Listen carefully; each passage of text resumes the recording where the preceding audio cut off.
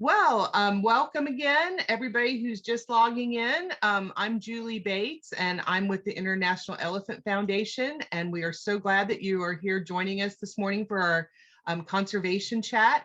We have three dynamic ladies that are going to be talking to us live from Namibia very soon.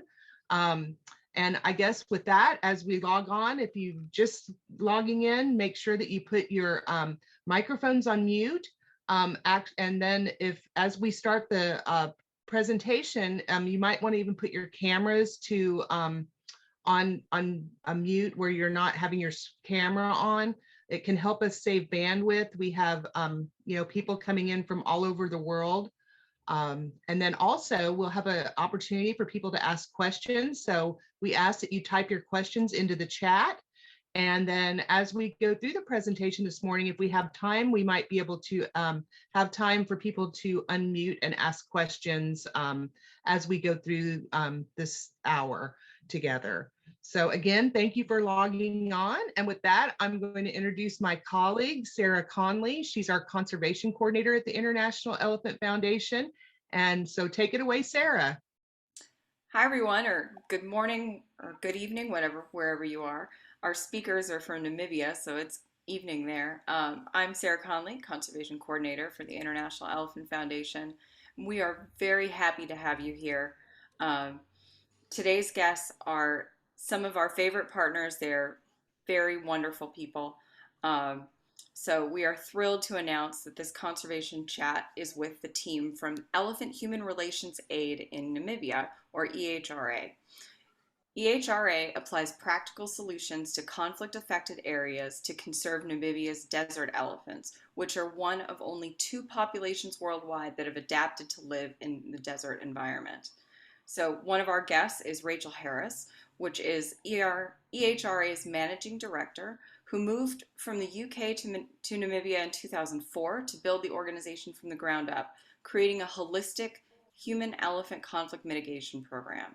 We also have the project manager for the Peace Project, who is Shannon Diener. I think I pronounced that right, but she can correct me. And the Peace Project stands for People and Elephants Amicably Coexisting. She is a native Namibian growing up there, which has in a region that has free-roaming desert elephants. So her experience and her advanced degrees from the University of Namibia and the Namibian University of Science and Technology make her a very valuable asset to EHRA and conservation as a whole. And then we are also joined by Christin Winter. She's the Conservation Program Manager of EHRA and has been involved with them since 2012, doing everything from managing programs to fundraising to design. She's a qualified FGASA Field Guide, giving her the necessary knowledge and experience to assist in guiding the Peace Project participants along with other EHRA team members. We are so excited because we have supported their work for the past couple years, and we will be supporting them again in 2022. So we have a good history of their work and their passion, and we are excited to share their excellent expertise with all of you. Let me turn it over to our beautiful panel. Thank you. Hi, everybody, and lovely to virtually meet you. I think it's one of the real benefits actually from COVID. In fact, we didn't used to do this, but now we're connecting with people that we wouldn't so easily be able to. So thank you for taking the time to listen to us and support us. I'm sure that a lot of you already are. So I thought I would give an overview of EHRA, as we also call it, and then I'll introduce you to Shannon and Christin, who can give you more information on the projects that they're managing, and really our vision and what's happening here in Namibia. So yeah, the organization's been going since 2003, in fact, so we really have been going a long time, and really started just to answer the problem of how do people live with elephants? These small populations of desert elephants had been gone for generations, and so when they returned to the area, found people living there who had water points built for them by the government that weren't protected. At that stage, it was mostly windmills that would pump the water, which were, you know, really easy for an elephant just to push over. And people still live in a real subsistence manner here, still living in houses made of clay and sticks, farming goats, some cattle, but it's mostly goats. And so, of course, you know, to have your water cut off by elephants was then causing, you know, a lot of hatred, a lot of fear, and intolerance towards having elephants there. So EHRA was set up to try and figure out then how can we help these people accept elephants, because it was obviously wonderful in other for other reasons that then elephants were back, you know, especially for tourism and for the ecosystem as a whole. So the first idea was to build these big walls around these windmills, which is something that we are still doing actually, and has by far, you know, solved the majority of the problem immediately when it comes to water security for these people. I think to date we've built in the region of about 270 protection walls, and we financed this through a volunteer project, which has also been going since 2004. And that's been fantastic, actually. That's given us the manpower and also the funds then to get that work done. What we've also done is, since 2004, we've monitored these elephants and we've GPSed their movements. We've got to know them on an individual basis. We believe that's really important when it comes to managing the population. And so we really have an intricate knowledge of the populations that we're dealing with, where they go, what farms are always in hotspots, where there's conflict situations that are always going to arise. So that's been an amazing part of our work, I think. And I think that's also given us a lot of credibility within Namibia and within the government in terms of what knowledge we actually have. So those are the main things that we started off doing. And then as time went on and as we you know, got better at earning money from the ecotourism, basically, and we were able to upscale the project a bit. And we started then, the first project that we started was the Peace Project.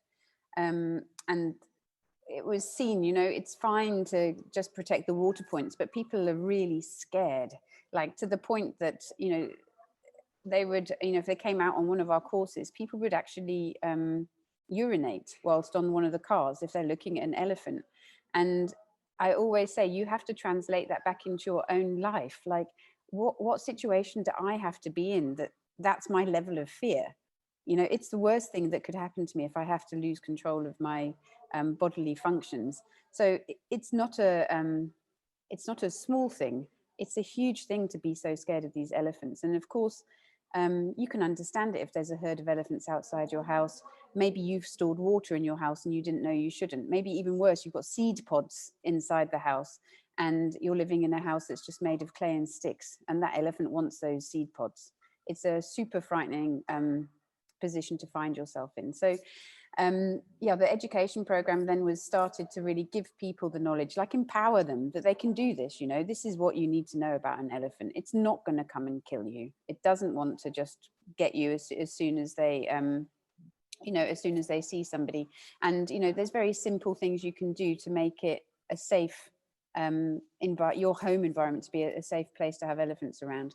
So that was started about 10-11 years ago, in a really basic fashion as well, you know, same as how EHRA started. You know, we were just educating underneath a tree. We had old cars that we would, you know, move around and share with the volunteers and try and take people out to see the elephants. And yeah, I just started really, really organically, I guess, and just made a really big impact really quickly. So that's what Shannon's going to give you more in-depth knowledge about. And then we had a horrendous 2020, not just because of COVID, but because we lost 4 elephants. And in fact, these Omungambo West population of desert elephants, they actually gave us the slip. In the period of time that we weren't able to move around because of COVID and lockdowns, they went to an area that we never expected them to go to, really far away and really far out of their normal movement patterns. totally motivated by rain and vegetation. You know, the West hadn't had rain. We're only now, and now we're getting almost too much rain. We'll tell you about that later. We're only now getting rain. Otherwise, there'd been a drought extended for over 7 years. So, you know, the elephants know this. And so they went to this new commercial farm area, something we hadn't worked on before. You know, we knew of other farming areas in Namibia that were suffering with elephants and breaking fences, and you know, the relationship between commercial farmers is very difficult, but these elephants hadn't done that before. And by the time we found them, then we were 3 breeding females were shot dead, and we'd lost 1 young male as well, who we've never seen again. So we assume his mother was shot, so we assume he was also shot.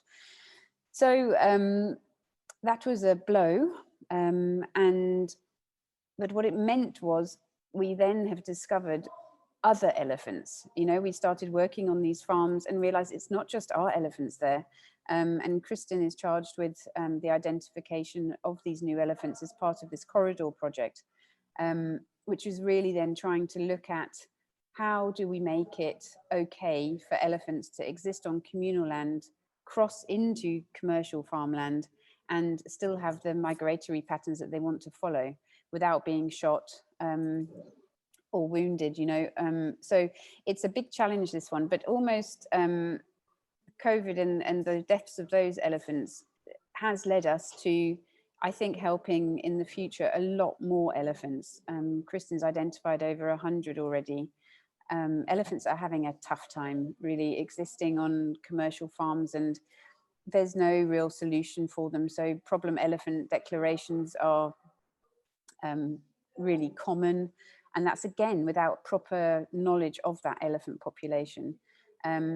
So I won't talk too much about it. Christin can do that, but we've already got some good solutions, and we've got funding from IEF. Thank you very much, to get started on this program. So we're really excited about that. So yeah, EHRA's been going through quite a, we've been trying to do a bit of a visionary process at the beginning of this year to really see, okay, where can we concentrate our efforts? You know, we look holistically at, you know, how does it affect you to live with elephants? So we are also installing solar water pumps so that people don't have to buy diesel to put into the pumps that then pump water. You know, right? People don't even live in an area where they can probably even get to a fuel station, let alone have a vehicle. You know, so they could be living kilometers and kilometers away from somewhere that they could even access it. Even if they have got the money to buy some diesel, you know, it's not for a load of elephants to come and drink. So that project's already started, and that's making a big impact. And we're really trying to concentrate our work area by area, because we're the only elephant NGO working in Namibia on conflict mitigation. And what we're finding is that we want to go to everywhere, because there's other elephants and we have a problem there, and we're starting to be pulled around a little bit. And then I think we have missed a bit of a trick in really concentrating our impact on a certain area. So this year we're working in the east, and we're trying to organize ourselves, you know, that at the same time that a village is getting a protection wall, Shannon is also giving training on elephant behavior. There's also a solar pump being installed, and we're making sure that we know those elephants that are there, so that we come in and we do everything that EHRA is able to do before moving on. So yeah, so that's what we're doing. And we've got other projects in line. We've got this environmental education program for schools that we plan to start in June. We had a great donation for a building, actually. So we have built this education center, luckily fairly organically, because it's just been quite damaged by this flood that came through on Monday. So that's going to put us back a little bit. But in any case, the program's ready. And that's really looking at then bigger picture. You know, let's take the Namibian kids from when they're young and, you know, really get them into the idea of protecting their environment and living with elephants. So we're excited about that as well. And that will begin in June. So I am sure I might have forgotten some things because it feels like we're doing loads, but that's probably enough for now. And then Shannon I'll pass you on to Shannon, who'll tell you about what the Peace Project does, and then we are re-energizing a program which we started called Elephant Guards. And so that's a new thing that's going to be coming up for 2022. So Shannon, over to you. Hi, everybody. I'm Shannon Diener. Sarah, you did say my name correct. So I'm managing the Peace Project. And Peace, like you mentioned earlier, stands for People and Elephants Amicably Coexisting. The project started in 2009, really just because of a high demand from community members wanting to know how to mitigate conflict with the free roaming elephants and how to safely coexist with the elephants, basically. So just to give you a brief history on the area and the elephants in the area. So historically, it's believed that the elephants were roaming in the area that they're in now, okay? And then because of various reasons, like the war for independence, the war for Namibian independence, you know, and just a lot of unrest in the area, the elephants moved up north and into bordering Angola.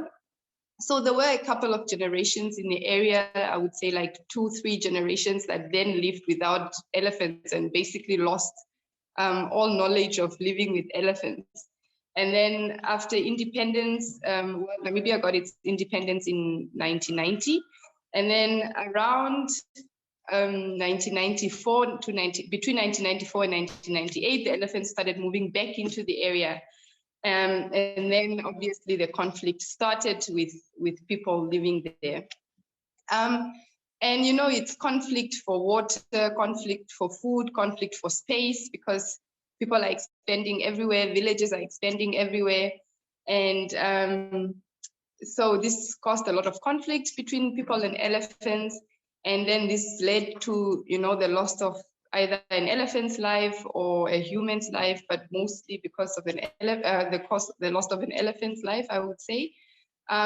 So, you know, elephants were killed by the people themselves, the community members, out of fear and out of frustration, because they damaged, you know, their infrastructure. And these are communal farmers, okay?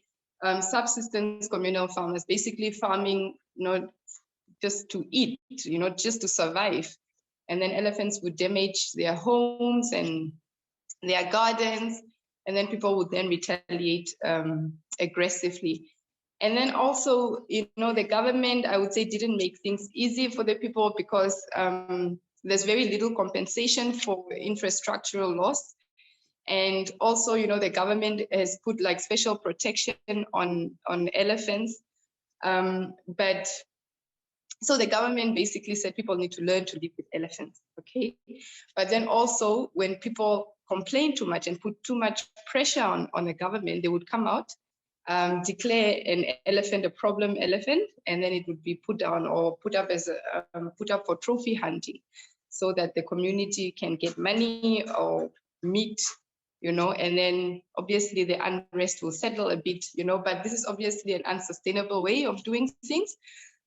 So through this, we've lost a couple of elephants, both from the community and also from government itself, in an attempt just to bring peace. So then we realized, you know, the reaction is really because of a lack of knowledge. You know, people just don't know how to live with elephants, and they're scared and they're frustrated. So the Peace Project was then founded in 2009.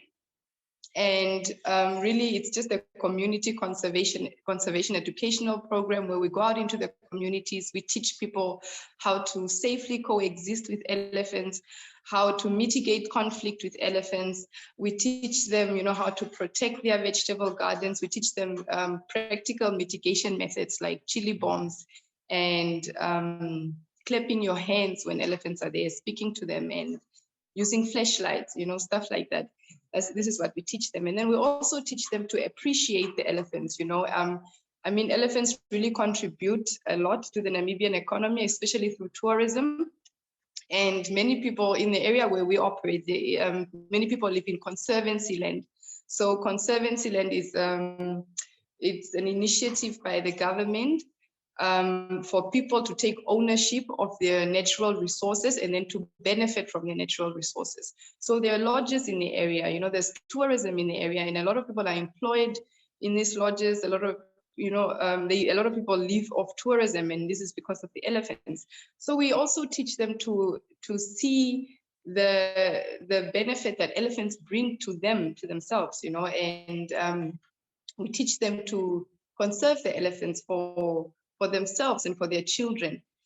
And so the way we do this, we offer different trainings to different community groups. We offer 3-day trainings to community members. This is an extensive training, you know, where we do like elephant biology, and then the conservation part, the conflict mitigation, safety, all these things. And then we do like a 1-day practical where we go out in the field, we observe elephants, and we observe their behavior.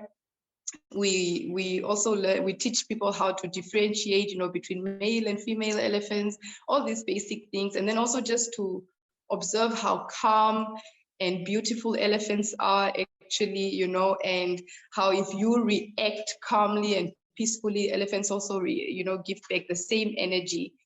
And I mean, it's amazing. I love that training. And we've seen how, you know, people come with different beliefs into the training, you know, like really scared of elephants and all the horrific stories they've heard about them. And then when we tell them that, you know, the next day we're going out, people are really scared. And then if you're like, you know, just apply what we've taught you, you know, just listen to us, and then you go out and you observe the elephants. And then afterwards, people's attitude just changes. You know, it's like immediately when we're done with the training, you know, there's this exciting outburst, you know, of people like, oh, I didn't know elephants are like that. So yeah, okay, that's one of our trainings. And then we have also school trainings. We offer this to school children, especially in primary schools in the communities that we operate in, mostly village schools, but also mostly targeting schools where elephants frequently visit, schools that have hostels. So kids live there, and then elephants would make a turn there for water or something. And obviously children will react very, very excitedly. They start chasing elephants and yelling at them, sometimes throwing them with stones, you know, all sorts of stuff happen there, which put their own lives and the lives of others in danger. So that's one of the training, we think very important training, but also we believe, you know, training young children, you know, and just instilling conservation concepts already from a young age, you know, will bear good fruit or good conservation fruits in the future. We are hoping that these children will be, you know, the conservation champions in their villages or in the area where they live. Yeah, and then we have game guard and tour guide training. So the game guards are conservancy game guards that they work for the conservancy that I just mentioned. So they basically are the ones going out on foot, taking care of the wildlife. Yeah, you know, preventing poaching of all sorts.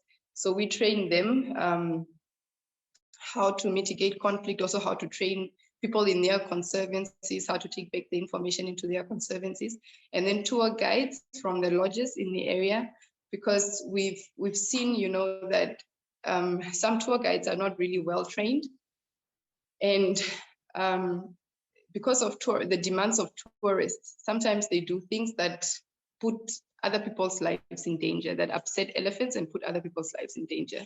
I think, you know, tourists come with a different mindset, and they see these elephants and then they want very close-up pictures, not realizing these are wild elephants, okay? And tour guides trying to please their tourists would do stuff that, yeah, you know, that are not very nice.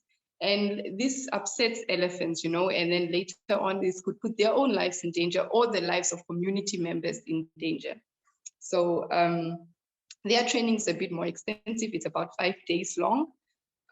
So it's, you know, it's really deep. It's about conservation in Namibia. It's about elephant behavior. but it's also very practical. We do 2 days of practice, of practical work, and yeah, okay. And then we have our elephant guard training, which we started in 2019. We got more funding for it now, so we're continuing with it. So this is just, we work with conservancies in the area, and we then select, like,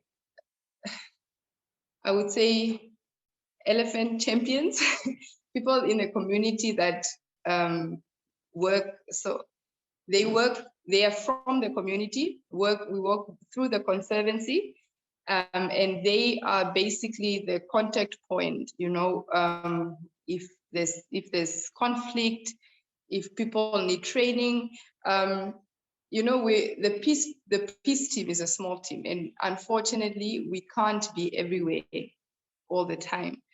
And so depending on us only, you know, the work can be a little bit slower. So we found that having, you know, people in the community that are giving trainings, it speeds up the process a bit. And also people, I think, accept the program a bit better when it's from one of their people, and not, you know, this elephant organization, you know, EHRA. But if one of their own people is giving them information, how to take care of themselves, how to protect the infrastructure, they accept the trainings much more easily as compared to when, you know, we're going out there trying to convince people. So it works really well. We're working with 4 conservancies, and one area that doesn't have a conservancy, which is the eastern area that Rachel just mentioned now. They're not a registered conservancy yet.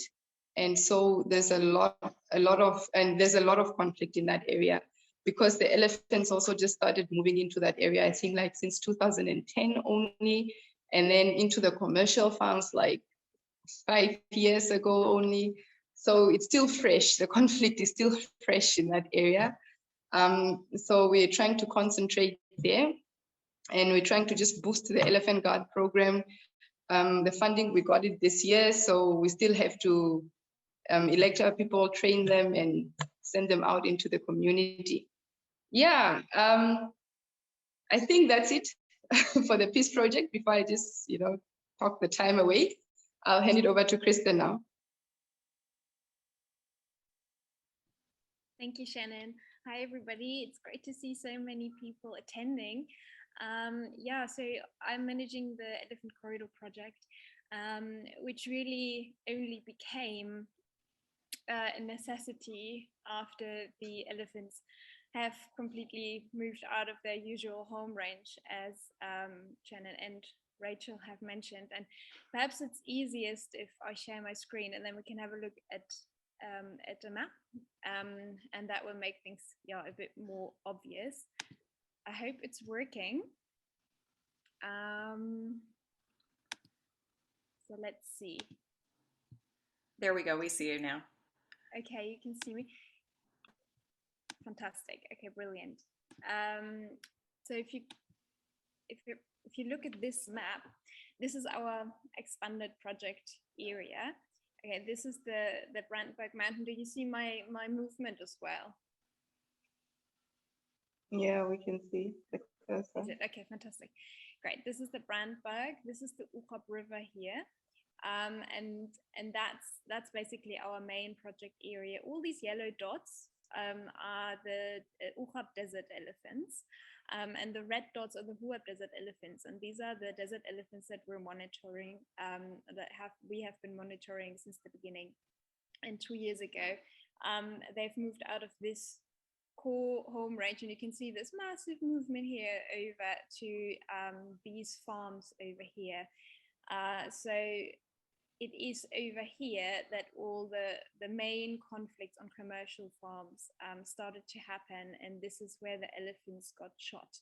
And last year they have done the same movement again, and this year they're doing it as well. So it seems like this is their new sort of wet season range to get the nutrients that they probably don't get in the West anymore, because as you can maybe just see with that satellite image here, it's very, very, very dry, of course. It is the semi-arid desert, and we are now at the end, I hope, of an 8-year drought. So the area has been, yeah, just not nutritious enough for the elephants. And actually these areas that are colored in are now the home ranges so far of the different populations. So for example, this sort of blue area here is what we call the home range of eastern elephants. And then the green one is the home range of the so-called Korigas population. But in fact, we've started to see that this is actually one movement. They're moving between these areas, but these eastern elephants do not move into the west, into the desert. So that is the main difference between these different subpopulations of elephants, and that's why it makes these desert elephants so very vulnerable and definitely worthy of protection. And I'm going to open another map, which doesn't have any elephant movement on, but it shows the sort of the vastness of the area. Here again is our Brandberg, and this is the Omungambo River. So we were just looking at sort of this caption before. This up here is the Etosha National Park. So all of this western area here is mostly conservancy land, communal, rural communities, which Shannon has mentioned, and these areas have been our main focus until now. And over here you can see that there are all these multiple farms that are all not only fenced off towards each other, but that are also crisscrossed with fences within each farm. And each of these farms have they're farming different animals. They either farm game for hunting or own consumption, or cattle. Those are commercial cattle breeding farms. That means that each farm has their very specific breeding strategies in place. So what happens is, if elephants move through these fences, these very valuable animals that they're farming can escape, or the breeding strategies are being disrupted. So ultimately, each of these farms claim to have $500,000 Namibian dollars to $1.5 million Namibian dollars of damage annually because of elephants. So of course, the farming communities is extremely loud. They are very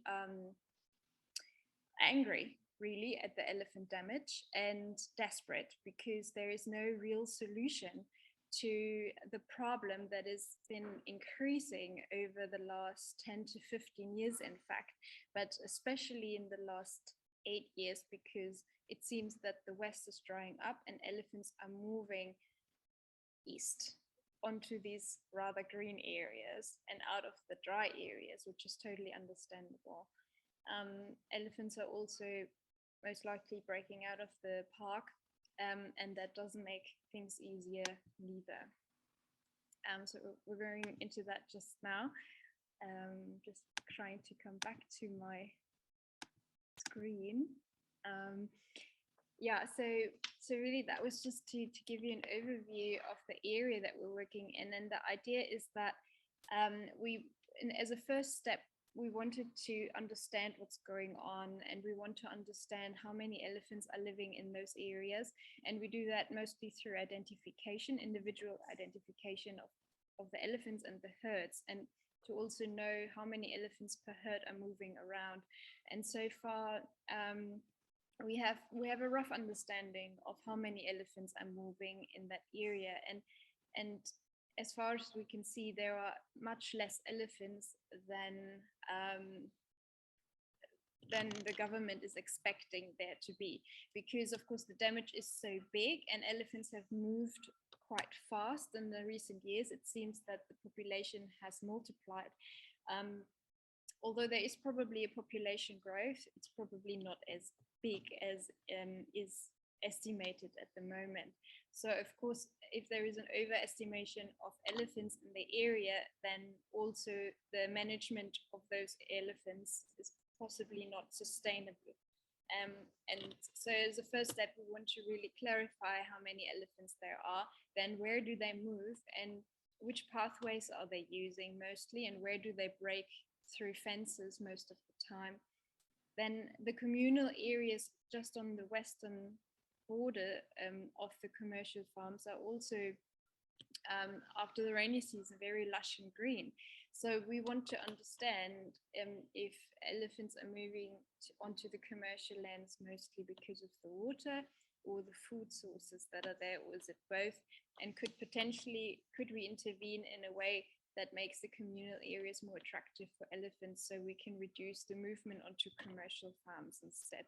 So we are at the moment in this phase, but the main vision is that we are together with other organizations, with the government, and with the University of Namibia, jointly come up with a vision for the whole region of Namibia towards, from our project area, the Omungambo River, all the way to the EHRA boundary, because there are problems that are exactly the same problems all along that area. And elephants want to move, they will find a way to move. So we have to find coexistence method. We have to find a way that elephants can move without destroying what the farmers have put in place for themselves. And there are some farmers already that have come up with brilliant solutions. For example, collapsible fences. Elephants are moving through the farms, through fences, and that people have figured out where they're moving through most of the time, sort of electrified the rest of the farm.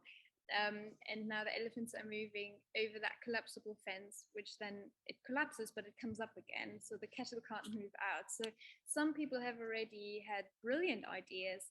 It's just now a matter of connecting everybody to each other, talking about it, sharing ideas, trialing it, and really looking at where do the elephants move all the time, and can we make this available for elephants so that they can have access to these very lush areas, sustain themselves, and at the same time, there is obviously a huge tourism potential for people as well that are close to the EHRA National Park, sort of en route,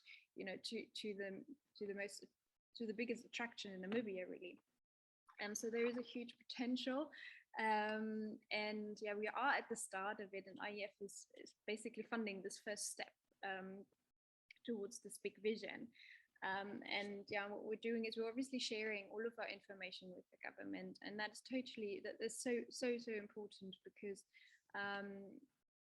only then, when the information is accepted and used properly, can elephants be managed sustainably, as well as the conflicts, of course. And we're building an identification database at the moment, which then can be used jointly by other researchers as well, other organizations, the government, and us, so we can also track movement of elephants that are not collared, for example, which is really exciting. And yeah, but we have also collared elephants, and this is the next thing I wanted to show you quickly, because one of the things that most of the people have said is that it's, as long as they know the elephants are there, or elephants are collared, but then nobody's telling them the elephants have come there, have broken through a fence, and that frustrates many people, and I totally understand that. So the brilliant aspect of technology is that we can provide that information to people. So I'm sharing my screen again, and then we can have a look at the program that we're having at the moment. So this is an Earth Ranger program, and these are the elephants that are collared. And this is the farming area here, and we've created a geofence. You can see it's red. It's marked in red. So every time the elephant is moving over this border, basically, we're getting a WhatsApp on our phone, the elephant has gone into this across the geofence line. So this was sort of the first trial for now, and the idea going forward is that each and every farm is its own geofence with a buffer zone, so that when elephants are moving through there, we can contact the farmer directly or set up an automatic sort of notification system that the farmers can immediately go and fix their fence, or then manage their farm better so that they can electrify certain areas but let other areas free. Because really what most of the people say is that it's okay that the elephants are there as long as they don't break my fence. So that's obviously a bit difficult because a fence is such a small barrier for an elephant. But yeah, so at the moment, elephants are chased and shot at on commercial farms, so they're very, very agitated. They're very skittish. So it really is very, very important for us to find proper coexistence methods so elephants can calm down. And then once they calm down, they are actually less disruptive as well. They absolutely are so intelligent. They know exactly what to destroy to show revenge, for example, and they can absolutely also be very respectful towards human infrastructure as well.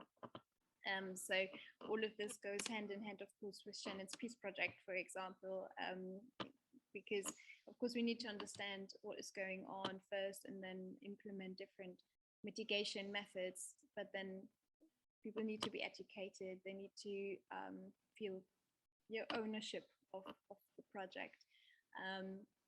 So yeah, that is, I think, more or less, I think in a nutshell, I hope I covered most of the topic. And yeah, if you have any questions, please do pop them in, and maybe if I forgot something, Rachel might remind me. Thank you, all three of you. That was excellent. So yes, let's encourage everyone who's here. If you have questions, put them in the chat and we can have one of our amazing experts address them. In the meantime, why don't you guys, just in case anyone here doesn't know, can you discuss the difference between the elephants in your region versus sort of like the general idea of the African savanna elephant? Because desert elephants are a little bit different. The habitat's different. They've adapted differently. Maybe you can give everyone a quick update on what that is. Who wants to go? Shall I? So we're sitting, actually, we're in the same office, but it echoes, so we're all like dotted around the place. Yeah, so what's special about the desert elephants is that it's their knowledge of how to use these ephemeral river systems, river systems that are dry most of the year until they sometimes flash flood, like they did on Monday, really, super seriously. But often it's not as crazy as we've had like a really destructive flood this week. But that's what makes them special. And we see that from now having the research from these elephants in the east.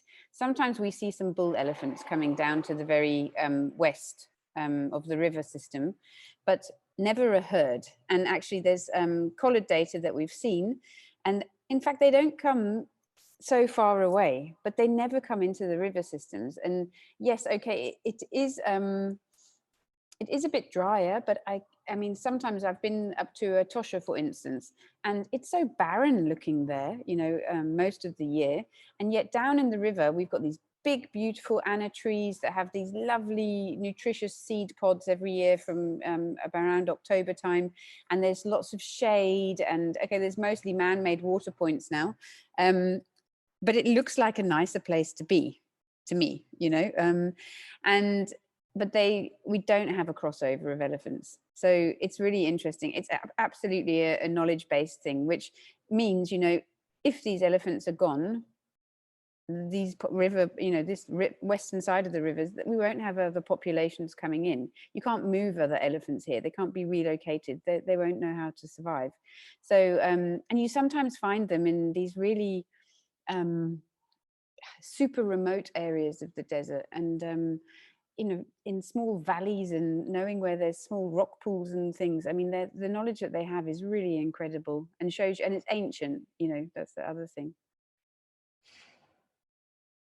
Great, thank you. Arnie, I see your hand up. Did you have a question?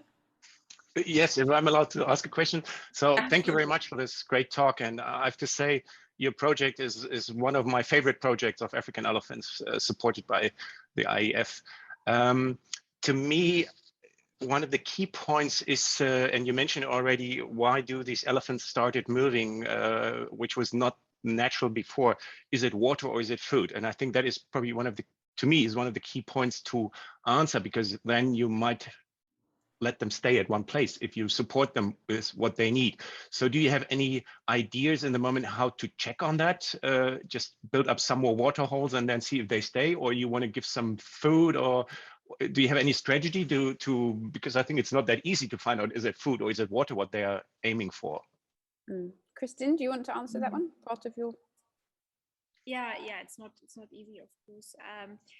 Yeah, so what we're now going to do is we're doing a vegetation survey just after the main wet season, or just when the grass has grown, so we can really see what is the landscape looking like, what are the differences. And of course we're assuming a lot, like we are assuming it is the vegetation.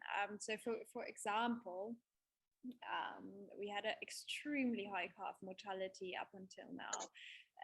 Since the last calf that survived was born in 2014, and since then over 10 calves have been born and died. And Rachel actually mentioned that when she started it in Namibia, it was the same. There was like this huge calf mortality, and then all of a sudden, after a good rainy season, calves survived. So now the elephants have gone for 2 years in a row and spent about 5 to 6 months of the year, of each year, in the commercial lands, where there is such a high variety of vegetation, very high grass. It's absolutely beautiful. And now there was a successful birth, and the calf is very, very strong. So obviously this, you know, can show us what happens, and perhaps what was the reason for this high calf mortality rate, and that it is nutrition above everything else.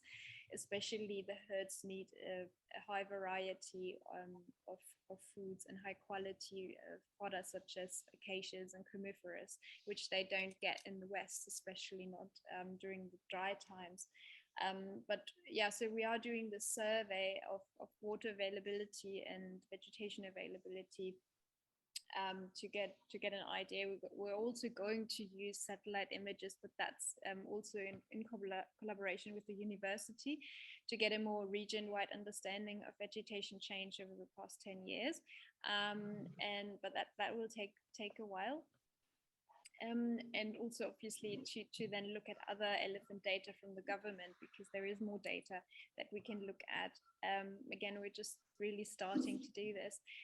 But what we had thought to trial is to provide water points for elephants in communal lands where there is pretty much nothing available for like a really, really large distance. So then we often see that the elephants scoot over to the commercial lands because there is no water available on the communal lands. We're very careful with that project.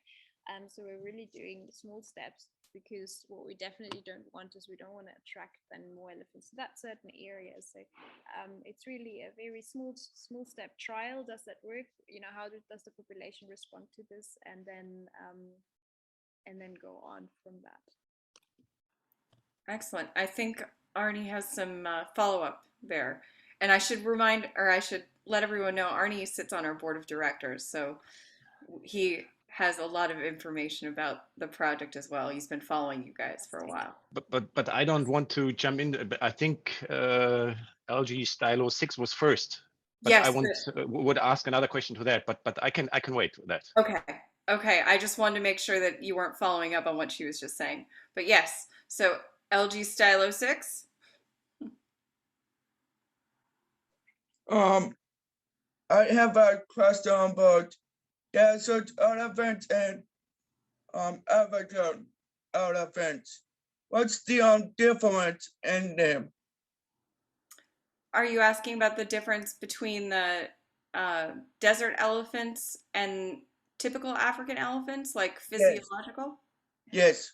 Okay. So what? Okay, yeah. So what is the difference? The size, are they smaller or bigger than African elephants?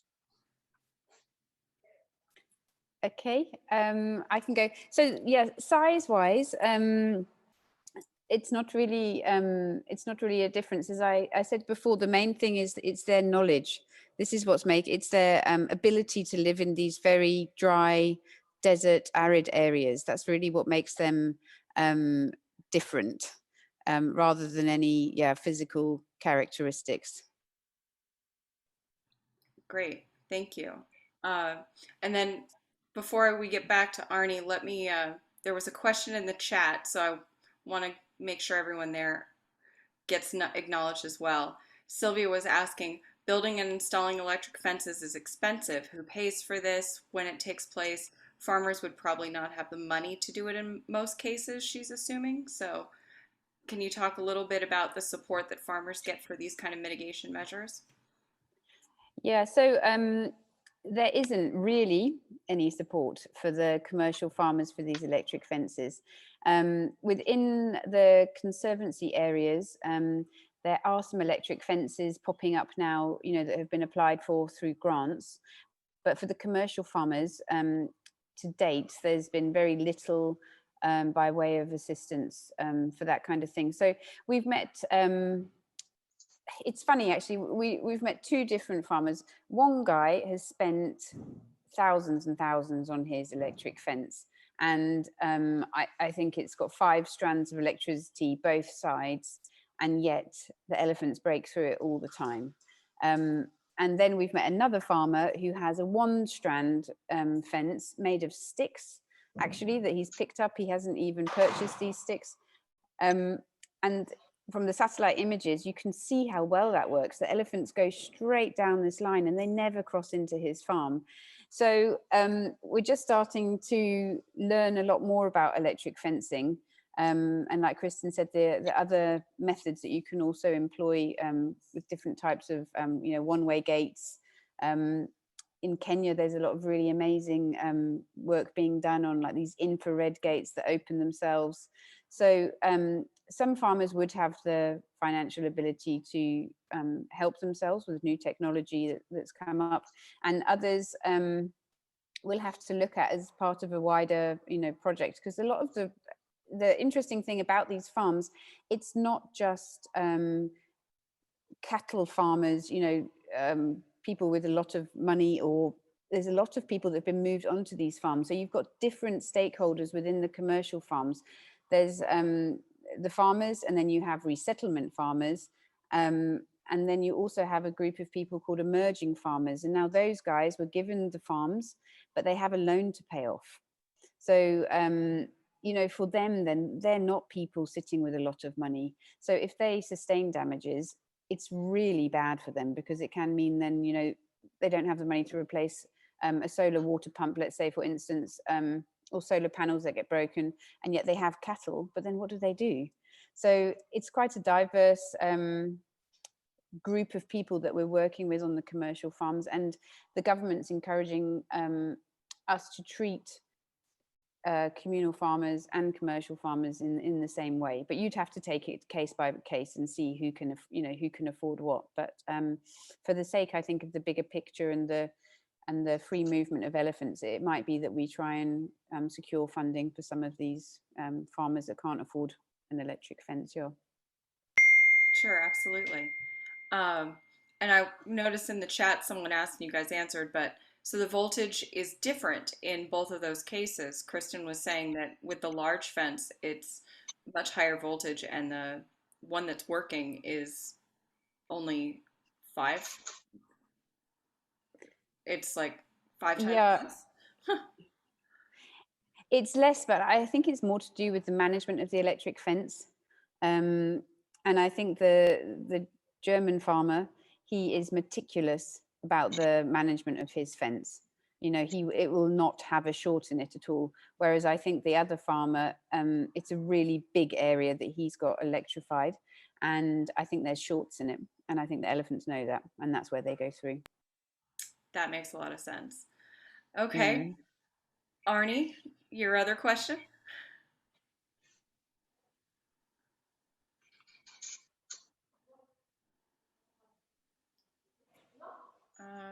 We can't hear you, Arnie.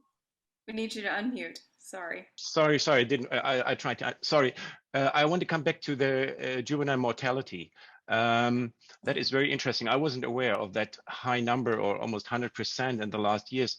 Are you aware at what age the babies die? That would be very interesting, because like in the first months they only drink milk, and that might be supplied if there's a lack of water or food. So that is not that easy to answer. If they die within age of 1 or 2 years, and I would say yes, it's definitely the food, because they do not drink too much. But when they die very young, it might be the mother suffering from water or food. This is tricky to answer, I would say. Yeah, they actually died at birth, or very shortly after birth. I think in one case it died 7 days after birth, and also in one case we've seen the calf was never strong enough to get up, so it just would never even stand. So obviously every case slightly differs. Sorry, it's a bit loud. I hope it's fine. Yeah, every case is different. Then in other cases, there was also, it looked as if a musk bull had trampled a calf, you know, so there are different reasons every time. We had taken samples of those that we found early enough as well. And but nothing in particular sort of like gave an answer to this now mortality that was taking place, you know, not just in the Omungambo River, in the Hoorn River as well, the other population, although there the survival rate was slightly higher actually. So it was something that we're going to look into anyway. We had also taken water samples as well. So of course, as the area was drying up, the springs also became drier, and then therefore more wildlife and also domestic animals was concentrating at those very small pools of water, defecating into it. So obviously we were also looking at that, and also we saw that many juveniles had these herpes virus nodules on their trunk as well.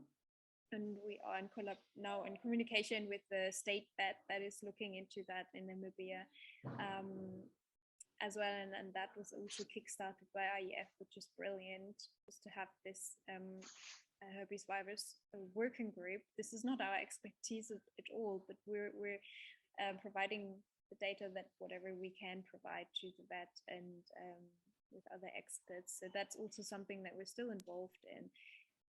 But yeah, it remains to be seen, really. And you said you did do a vegetation survey on that. Sorry, jumping in, but doing vegetation survey, can you see a big change? Because I'm doing some research on black-footed cat myself in some areas in Namibia, and actually in the last years we see a little bit of lots of rain and flooding and everything like that. So obviously to somebody from Germany, it looks like there's vegetation is even getting better in Namibia, but it depends on the area where you're talking about, isn't it? So did you see any huge vegetation changes in your area? So in our area, it definitely dried up a lot, especially the vegetation in the riverbeds as well. So, which basically that was where the elephants stayed most of the time in the riverbed, especially during the dry months of the year, because the ana trees that are growing there, they have seed pods during the winter time. So, which is brilliant.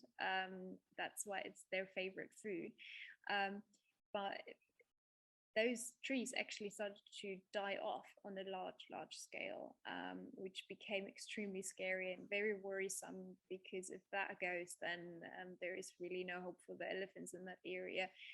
So now this year we're having just the most incredible amount of rain, which it's beautiful for nature, but really quite devastating for all the infrastructure in place, also for our camp. It's been crazy. We were completely washed away. Even our education center got washed away. So on average, we're supposed to get annually about 100 to 150 millimeters. So the other day we got 120 in one night. And in just 5 days we got 211 millimeters, which is insane. And I think none of us has ever actually witnessed that. So I'm curious to see how the landscape transforms, and perhaps we're going to have all of the commercial land elephants in the west. We will see. Wow, that is a lot of rain. We had one of the keepers in the chat ask about the calves dying, and I think you guys hinted at it a little bit. Have you been able to do any necropsies, or you said you sent samples when you can? Anything like that? Any sort of full-scale necropsies?